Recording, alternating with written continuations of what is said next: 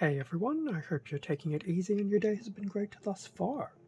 For this video we will be going through an unboxing of, and I apologize in advance, I will probably get something wrong.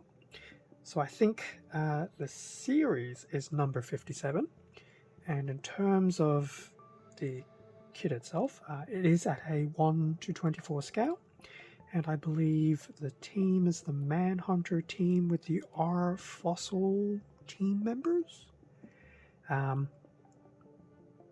All of which was released by Creative Field back in 2023. Not that I can say back in, because we're still currently in 2023. So this caught my eye purely because dinosaurs, model kit, why not? So I have no idea what to expect because I've not really delved into, and once again I think number 57 is the series, of what to expect with the kits, the series, the model line and stuff like that. So very new, very unique, will probably be something very limited on the channel. The kit was picked up from Hobbylink Japan, so I'll have a link to that in the description below, and possibly even some other number 57 stuff as well. So here we have the front of the box. So it's going to be one of those kits where you have to, well, you have the option of building one of three different visual looks, but obviously one at a time.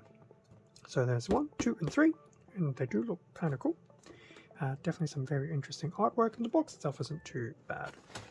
Bottom of the box, so we do have a better shot of what the three, I dare say, characters will be.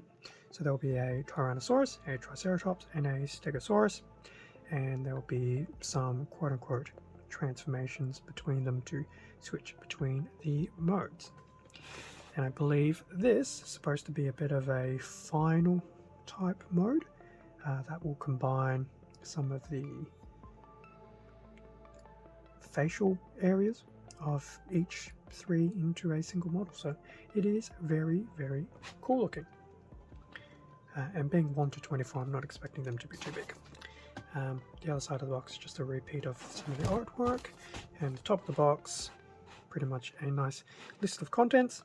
So this looks to be the standard Tyrannosaurus configuration, Triceratops, Stegosaurus, different weapons. So it's actually not too bad. So it should be one of these interesting interchangeable kits.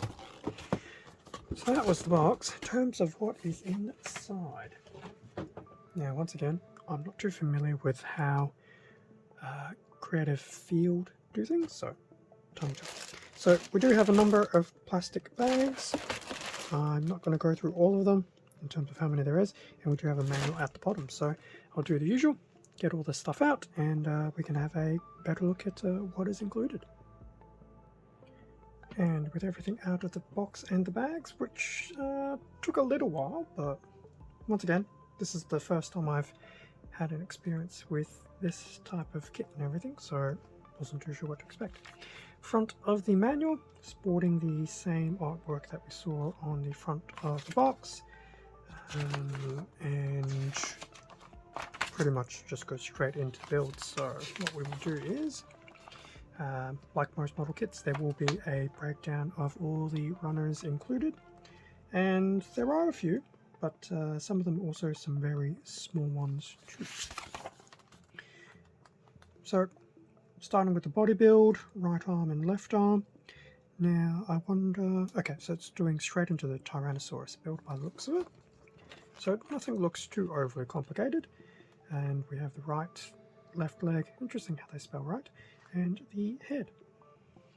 So really nothing too overly complicated, but given that this is the first time I'm dealing with this particular manufacturer, it'll be interesting to see how their plastic snap fit goes.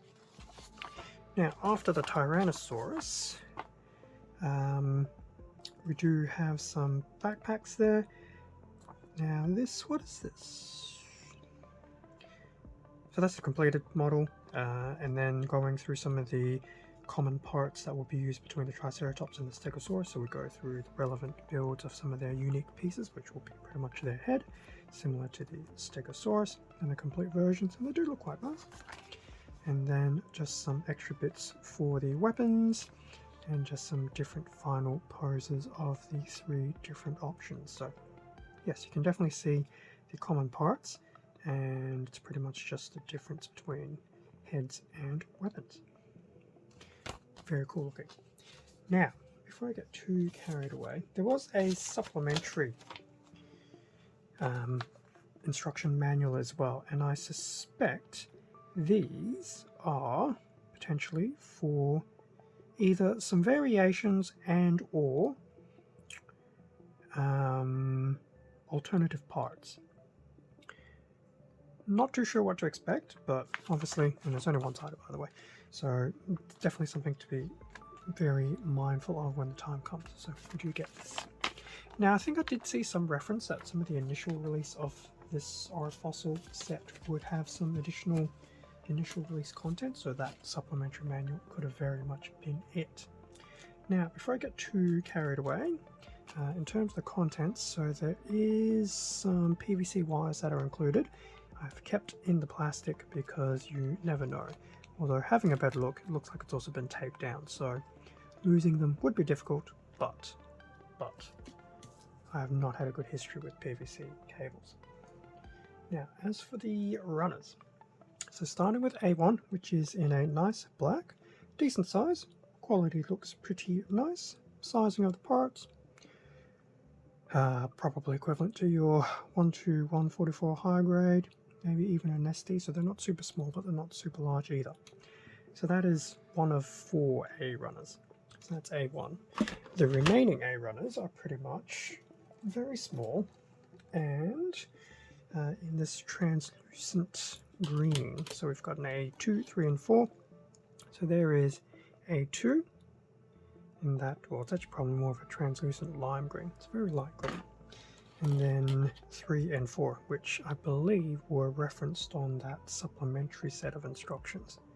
So there you go. So we have some of those. Those are the A runners. We do have a fleet of B runners, starting with a larger B1 in white. Once again, pieces don't look too bad. We do have a little bit of detailing here, so I think this is part of the main chest area. So there's some nice detailing components there for those who like to panel line, such as myself. So that was the B1. The remaining B runners are pretty much separated into 2, 3, and 4 and come in a bit of a nice light grey. So that is B2. Still has some nice little detailing, not being too heavy. And then Bs 3 and 4, which may just be each other in reverse. Maybe. So those are the Bs.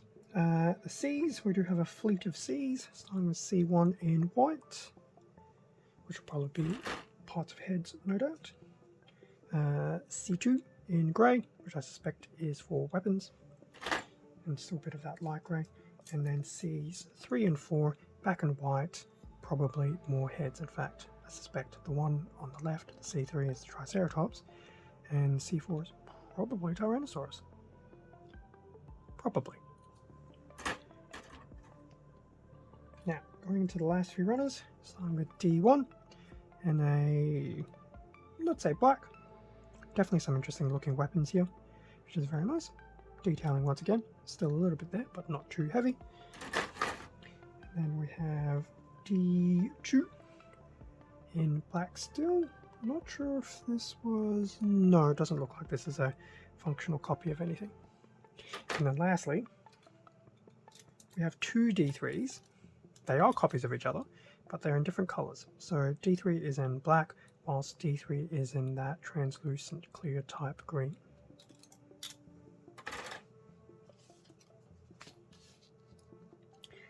And that pretty much brings us to the end of the unboxing of the 1/24 Manhunter R-Fossil. So, very interesting looking kit. Probably sits between the equivalent of a Bandai high grade and a SD. So I'm not expecting them to be too tall. Doesn't look too difficult to build.